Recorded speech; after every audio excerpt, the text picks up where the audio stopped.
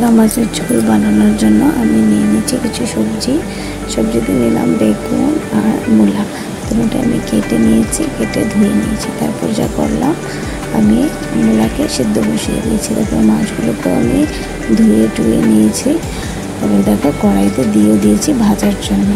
ভাজা হয়ে গেলে তারপর আমি কী করলাম, ফোড়ন দিয়ে দিলাম। ফোড়ন দেওয়ার পর একে একে করে সবজি দিয়ে দিব। ফার্স্টে দিলাম আমি মূলা, সিদ্ধ করা মূলাগুলোকে দিয়ে দিয়েছি। তারপর এক এক করে যে বেগুন কাটা ছিল সেইগুলো দিয়ে দিব।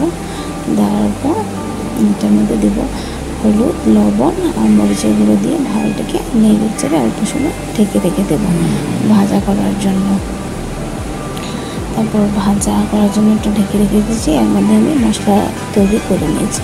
মশলার জন্য আমি জিরা আর মরিচকে ভালোটাকে পেস্ট করে নিয়েছি।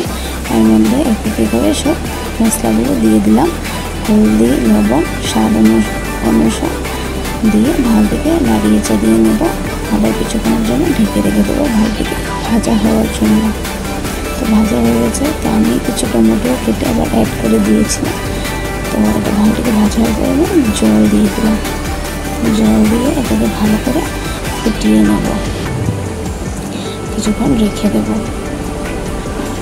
দেখো আমার তরকারি হয়ে গেছে, জালও এসে গেছে। আমি এক এক করে মাছ ছেড়ে দেবো, ভাজা মাছ ছেড়ে দেবো।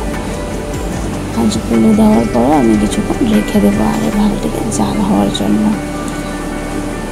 তারপর দেখো আমার তরকারি হয়ে গেছে রেডি। আর আমি নামানোর আগে কিছু ধনেপাতাও দিয়ে দিয়েছিলাম।